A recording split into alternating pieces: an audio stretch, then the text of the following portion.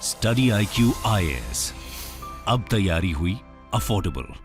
नमस्कार दोस्तों आपको याद होगा बस कुछ दिन पहले ही जम्मू और कश्मीर के फॉर्मर गवर्नर सत्यपाल मलिक ने एक गंभीर आरोप लगाया था पुलवामा अटैक को लेकर, और उसमें पीएम मोदी का डायरेक्टली नाम ले लिया था कि पीएम मोदी ने ही यहां पर उनको चुप रहने को कहा था। मैं आपको बता दूं कि जब पुलवामा अटैक हुआ था उसके बाद यहां पर जो आर्टिकल 370 भी हटा था, उस पूरे दौरान सत्यपाल मलिक ही गवर्नर थे जम्मू और कश्मीर के। लेकिन कल एक बड़ी खबर यह आई है कि सीबीआई ने समन किया है सत्यपाल मलिक को, बुलाया है सत्यपाल मलिक को कुछ पूछताछ के लिए। यह आप देख सकते हो, former Jammu and Kashmir governor Satyapal Malik summoned for questioning by CBI. लेकिन मैं आपको बता दूं कि सीबीआई ने यह जो बुलाया है वो कोई पुलवामा अटैक या फिर उनका जो बयान आया था इंटरव्यू में उससे रिलेट नहीं है। बेसिकली जब वो गवर्नर थे तो यहां पर एक रिलायंस इंश्योरेंस स्कैम का कुछ मामला सामने आया और उन्होंने ही आरोप लगाया था, सत्यपाल मलिक ने खुद कहा था, तो उन्हीं से कुछ पूछने के लिए सीबीआई ने यह बुलाया है। लेकिन क्या हुआ कि जब कल यह खबर आई तो सत्यपाल मलिक का ये जो अकाउंट है, अब देखिए ये जो ट्विटर अकाउंट है जो अब नहीं है। क्या हुआ कि जब मैं कल ये वीडियो बना रहा था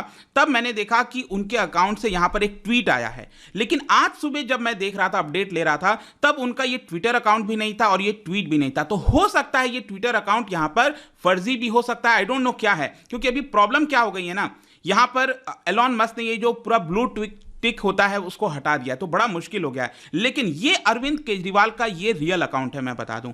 जो क्या हुआ है, मैं आपको ये ट्वीट इसलिए दिखा रहा हूं क्योंकि खुद अरविंद केजरीवाल ने इसी सत्यपाल मलिक का जो ट्वीट है उसी को कोट करते हुए अपने लिए भी यहां पर ट्वीट कर दिया। तो मैं आपको बताता हूं, बेसिकली ये जो ट्वीट है सत्यपाल मलिक का आप देख सकते हो, उसमें कल ये लिखा हुआ था, मैंने सच बोलकर कुछ लोगों के पाप उजागर किए हैं, शायद इसलिए बुलावा आया है, मैं किसान का बेटा हूं, घबराऊंगा नहीं, ये सारी चीजें उन्होंने अपने लिखी। लेकिन मैं बता दूं फिर से, आज ये ट्वीट भी नहीं है और ये ट्विटर अकाउंट भी नहीं है। लेकिन क्या है कि अरविंद केजरीवाल जी ने ये वाला जो ट्वीट है उसी को कोट करते हुए खुद ट्वीट कर दिया और कहा कि पूरा देश आपके साथ है, खौफ के इस दौर में आपने बहुत साहस दिखाया है, जब जब इस महान देश पर संकट आया है आप जैसे लोगों ने अपना साहस से मुकाबला किया है। और साथ ही साथ यहां पर अरविंद केजरीवाल ने कुछ और शब्द का इस्तेमाल कर दिया, ये आप देख सकते हो, वो अनपढ़ हैं, भ्रष्ट हैं, गद्दार हैं।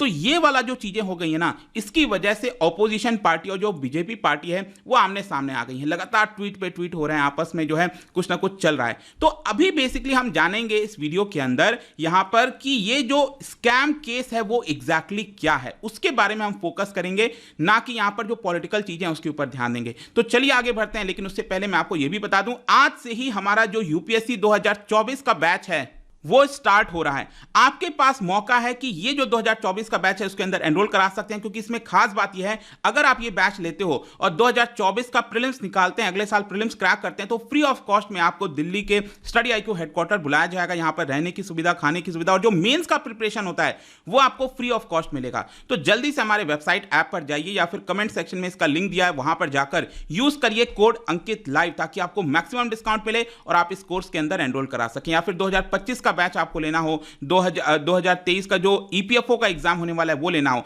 और इसके अलावा अगर आप MCQs अटेम्प्ट करना चाहते हैं तो मेरे इंस्टा पेज पर जा सकते हैं, वहां पर स्टोरीज में जितने भी MCQs हैं उसको आप अटेम्प्ट कर पाएंगे। चलिए शुरुआत करते हैं और सबसे पहले देखते हैं एग्जैक्टली हुआ क्या। देखिए, फॉर्मर गवर्नर जम्मू और कश्मीर के सत्यपाल मलिक को सीबीआई के द्वारा बुलाया गया है in relation to the questions pertaining to Reliance Insurance Scam case। तो Reliance Insurance Scam case, मैं आपको एक और चीज मेंशन कर दूं, क्योंकि कई बार रिलायंस का जब नाम सामने आता है लोग कंफ्यूज हो जाते हैं, क्या ये मुकेश अंबानी वाली कंपनी है या फिर अनिल अंबानी वाली। ये अनिल अंबानी की कंपनी है, ध्यान रखना, ये मुकेश अंबानी से रिलेटेड नहीं है। तो यहां पर क्या हुआ है कि मलिक साहब ने, सत्यपाल मलिक ने मीडिया को यह कहा कि देखिए मुझे सीबीआई ने समन किया है, बुलाया है अकबर रोड पर जो गेस्ट हाउस है वहां पर अगले हफ्ते, लेकिन मैंने उनको बोला कि मैं राजस्थान जा रहा हूं, तो मेरे पास जो टाइम है वो है 27 अप्रैल से 29 अप्रैल के बीच में, तो उस समय मैं अवेलेबल रहूंगा। तो डेफिनेटली जो है सत्यपाल मलिक जाएंगे। वैसे मैं आपको बता दूं, पहली बार ऐसा नहीं है कि सीबीआई ने बुलाया,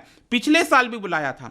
तो शायद हो सकता है कि यहां पर जो ये बात कही जा रही है कि रिसेंटली उन्होंने इंटरव्यू दिया था, क्योंकि इसका एक डायरेक्ट लिंक देखा जा रहा है ना, अभी बस कुछ 3-4 दिन पहले की बात है जब सत्यपाल मलिक ने यहां पर द वायर को इंटरव्यू दिया था, आरोप लगा दिया डायरेक्टली कि जो हमारे 40 जवान जो हैं वो वीर गति को प्राप्त हुए थे पुलवामा अटैक में, तो उस समय यहां पर पीएम मोदी ने उनको चुप रहने को कहा था। यह सब कुछ हुआ था। लेकिन मैं आपको बता दूं कि सत्यपाल मलिक बेसिकली अगर आप देखोगे जो गवर्नर थे जम्मू और कश्मीर के, वो थे 2019 तक। जो आर्टिकल 370 रद्द किया गया था उसके बाद आई थिंक अक्टूबर तक वो यहाँ पर 2019 तक गवर्नर थे, ठीक है। फिर उनको शिफ्ट कर दिया गया था गोवा और बाकी स्टेट जो हैं। तो क्या हुआ आगे चलकर, जब वो जम्मू कश्मीर के गवर्नर नहीं थे, तब 2021 में उन्होंने यहां पर एलिगेशन लगाया था कि जब मैं जम्मू और कश्मीर का गवर्नर था तो मुझे 300 करोड़ का घूस आया था। मतलब कि उन्होंने आरोप लगाया, उन्होंने लिया नहीं था, लेकिन ही सेड कि उनको ऑफर किया गया था 300 करोड़ रुपए का घूस,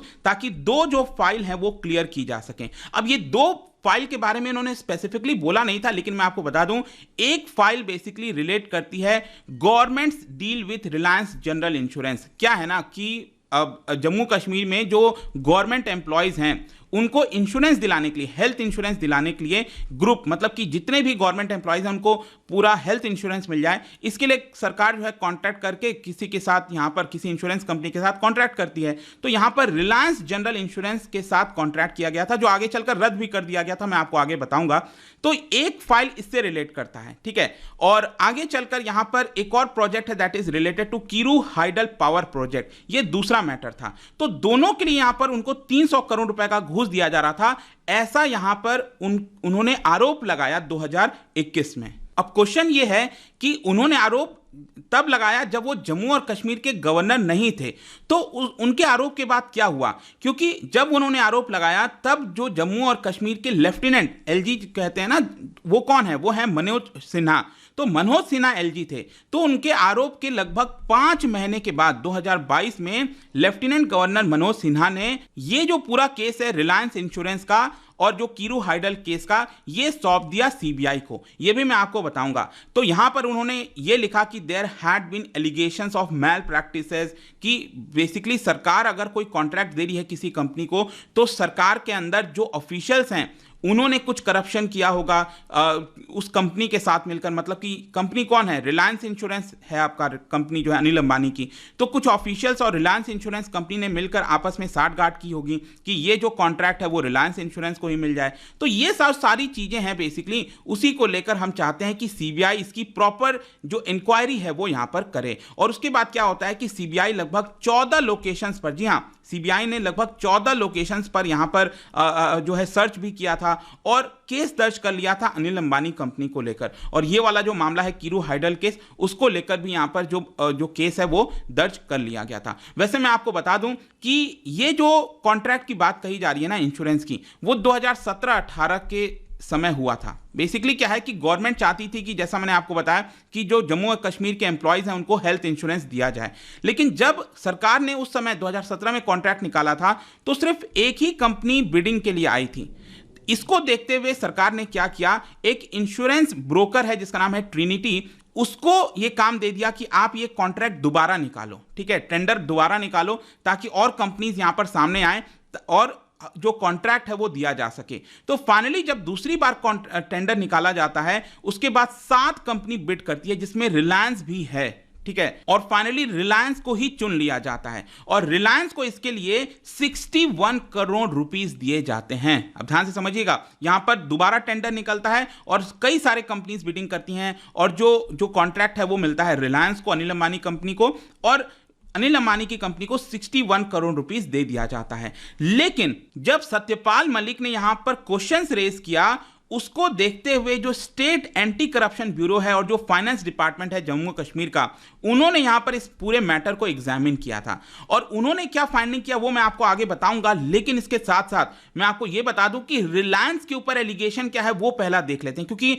सीबीआई ने जो केस दर्ज किया है उस अपने एफआईआर के अंदर, यहां पर जो रिलायंस जनरल इंश्योरेंस कंपनी है और जो ट्रिनिटी है और कई सारे जो ऑफिशियल्स हैं, उन सभी को मेंशन किया है यहां पर इस एफआईआर के अंदर। तो बेसिकली एलिगेशन क्या है वो पहले समझ लो। एफआईआर ये कहता है कि यहां पर प्राइमा फसाई, मतलब बाहरी तौर पर देखने पर ऐसा लगता है कि कुछ अननोन ऑफिशियल्स ने, जो फाइनेंस डिपार्टमेंट के ऑफिशियल्स हैं, उन्होंने अपने पावर का गलत इस्तेमाल किया, कॉन्स्पिरेसी की, ताकि ट्रिनिटी हो गया और जो रिलायंस हो गया, इनको यहां पर फायदा पहुंचाया जा सके, कुछ प्राइवेट पर्संस को, कुछ पब्लिक सर्वेंट्स को फायदा पहुंचाया जा सके। और इस कॉन्स्पिरेसी की वजह से यहां पर क्या हुआ है कि जो स्टेट है, मतलब कि जो जम्मू कश्मीर की एडमिनिस्ट्रेशन है, सरकार है, उनको लॉस हुआ 2017 और 18 में। ये एलिगेशन यहां पर रिलायंस के ऊपर लगाया गया। ठीक है, तो आई होप यहां तक समझ गए होंगे। अब इसके साथ साथ मैं आपको यह भी बता दूं कि जम्मू और कश्मीर की जो एसीबी, एंटी करप्शन ब्यूरो और फाइनेंस डिपार्टमेंट, दोनों ने यहां पर अलग अलग तरीके से एग्जामिन किया।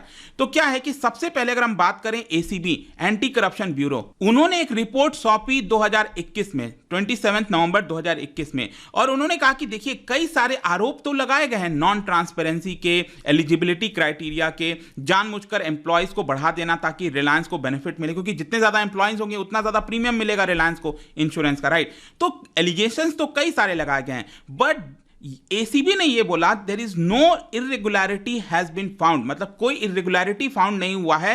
हां, बस यह बात है कि रिलायंस को ज्यादा प्रीमियम चला गया है, और क्योंकि प्रीमियम ज्यादा चलने का मतलब क्या है कि ये जो पूरा कॉन्ट्रैक्ट था वो कैंसिल कर दिया गया था, इसलिए रिलायंस को 44 करोड़ रुपीस वापस लौटाना पड़ेगा सरकार को। ठीक है, तो जो 61 करोड़ दिया था उसमें से 44 करोड़ रुपीस रिलायंस लौटा दे, बस यही बोला एसीबी ने। लेकिन जो फाइनेंस डिपार्टमेंट है, उन्होंने अपनी जो रिपोर्ट सौंपी 2022 में 10 फरवरी को, उसके अंदर कई सारे इरेगुलरिटीज को मेंशन किया और यह कहा कि ई टेंडरिंग जो प्रोसेस है उसको अच्छे से फॉलो नहीं किया गया था, जो रीटेंडर किया गया ना, दूसरी बार टेंडर निकाला गया था, उसमें जो क्राइटेरिया है उसको अच्छे से फॉलो नहीं किया गया, उसमें चेंजेस नहीं किए गए। फिर यहां पर जो एग्रीमेंट है ट्रिनिटी के साथ उसमें चेंजेस नहीं किए गए, और जो पहला इंस्टॉलमेंट दिया गया था रिलायंस को, वो एग्रीमेंट साइन होने के पहले ही दे दिया गया था। तो ऐसा क्यों हुआ? तो यहां पर जब फाइनेंस डिपार्टमेंट ने एक्चुअल में जो कई सारी गड़बड़ियां पाई, इसी को देखते हुए फाइनली मार्च 2022 में, क्योंकि फाइनेंस डिपार्टमेंट ने रिपोर्ट सौंपी थी फरवरी 2022 में, और मनोहर सिन्हा लेफ्टिनेंट गवर्नर ने फाइनली मार्च 2022 में ही ये जो पूरा केस है वो सीबीआई को भेज दिया इन्वेस्टिगेशन के लिए, और वही सीबीआई इसकी पूरी जांच कर रही है। और अक्टूबर के महीने में भी यहां पर जो सत्यपाल मलिक हैं उनको बुलाया गया था, समन किया गया था, ताकि एग्जैक्टली जानकारी ली जा सके। तो अभी अगर एक्चुअली आप देखोगे तो कहीं ना कहीं ये साफ दिखेगा कि ये जो मामला है ना, जो सीबीआई ने बुलाया, वो कोई पुलवामा अटैक हो गया या फिर किसी और चीज से लग नहीं रहा है, क्योंकि ये मामला पहले से चलता आ रहा है, सीबीआई ने पहले भी बुलाया था, और सत्यपाल मलिक पर ऐसा कोई एलिगेशंस नहीं लग रहा है। यहां पर जस्ट सीबीआई उनसे जानकारी लेना चाहती होगी, यही होगा अभी तक मामला, मुझे जहां तक बाहर से दिख रहा है। खैर, पॉलिटिक्स है, जो बाकी चीजें वो चलती रहेंगी, लेकिन जाने से पहले एक इंटरेस्टिंग क्वेश्चन आप सभी के लिए, क्या बता सकते हो, अभी मैंने मेंशन किया वीडियो के अंदर कीरू हाइडल पावर प्रोजेक्ट के बारे में, क्या बता सकते हो ये जो प्रोजेक्ट है वो कौन से रिवर पर बन रहा है? इसका राइट आंसर आप सबको पता है, मेरे इंस्टाग्राम पर तो मिलेगा ही, वहां पर अगर आप नहीं हो कोई बात नहीं, टेलीग्राम पे भी आप ले सकते हैं इसका सही उत्तर। मैं कई सारे जो एमसीक्यूज हैं वो यहां पर स्टोरीज में डालता रहता हूं। बाकी अगर आपको पीडीएफ चाहिए तो टेलीग्राम पर आइए, अलग अलग सोशल मीडिया पर आप जुड़ पाओगे। और जैसा मैंने बताया था, यूपीएससी की अगर आप तैयारी कर रहे हो, just use the code Ankit live. आज से ही हमारा 2024 का बैच स्टार्ट हो रहा है, don't miss that, and I hope कि वीडियो आपको पसंद आया होगा। मिलता हूं आपसे next time, till then thank you very much, see you soon. Study IQ IAS, अब तैयारी हुई अफोर्डेबल।